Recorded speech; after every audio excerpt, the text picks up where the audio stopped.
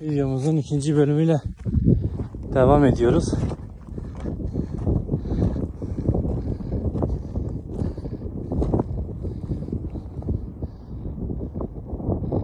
Bakalım bugün yılanları görebilecek miyiz?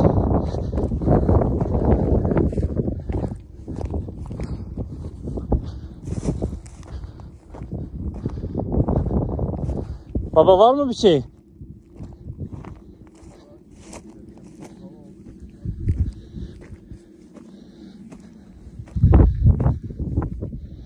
Çok oluyor mu peki? Gözle görüyorsun.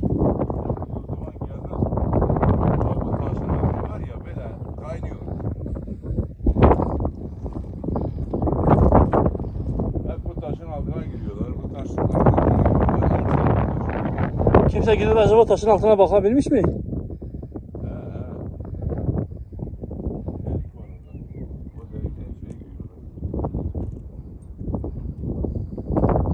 Baba hala bak oraya, orası nedir? Percin mi yapmışlar yoksa? Orayı percin mi yapmışlar? Yoksa o taştır orası.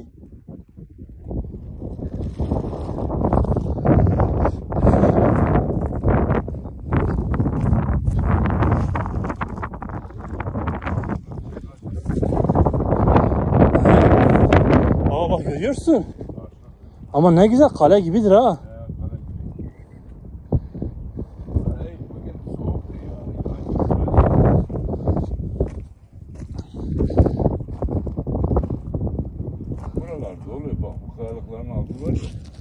He. Şimdi biraz güneş oluyor, çıkıp güneşleniyorlar. Çıkıp güneşleniyorlar yani.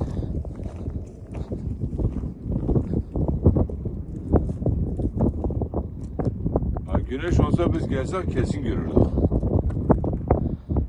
Ama ekseri şeyin Ne güzel yerler var orada.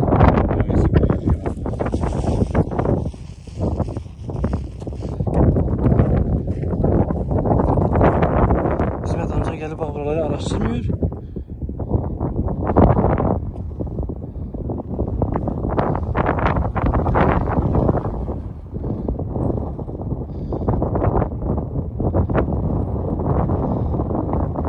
Normal değil orası baba, görüyorsun nasıl yapaydır. Kale gibi ya. Kaledir.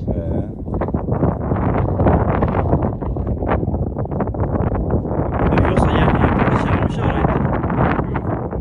Ama görüyorsun o kaledir ya yapaydır yani. Yaşamışlar burada yani önce. Çok eski bir yapıdır yani.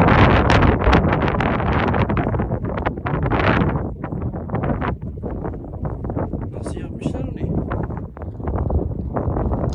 Belki de bir kayayı öyle delmişler.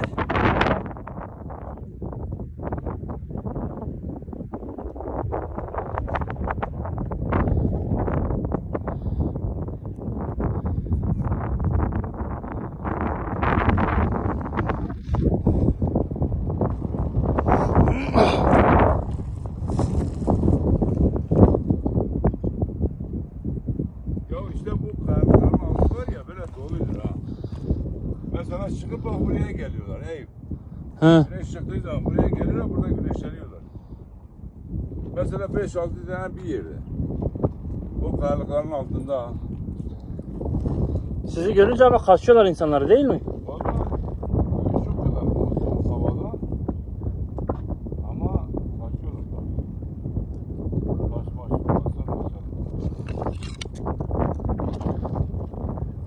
Bak burada bir mezar var ha. He? Bak o dediğim işaret budur ha. Burada bir mezar var ha. Burada ha. Gel göstereyim sana baba. Burada bir mezar var. Nerede? Orada. Bu taşın altında mezar var. Orada ha. Valla. Yok. Ya valla mezar var. Ne mezarı? Tarihçiler, bilimciler söylüyor ha. Mezar olan yere bir delik açıyorlar ha. Ya tamam, kuşlar su içsin diye delik. Yok. Kuşlar su için diye değil. Kaçıncı yüzyılda yaşıyoruz, şimdi yapmıyorlar. Nerede delik? Nerede mezar? Nerede? Bak o kayanın üstünde. O kayanın altında, kayada bir delik var. Büyük. Yok ya, bir delik melik yok. Var bak oradadır. Sağ tarafta. Vallahi o mezardır baba, burası mezardır. Sen diyorsun belki burası yapaydır değil. Taşlar üst üste koyulmuş burada da. Aha bak burada da var. Bak o delikler burada da var. Bu tarafında da var. Hele dur biraz araştırak. Dur bana. Beni çek, beni. Ben yükseklik korkum var. Evet, şimdi.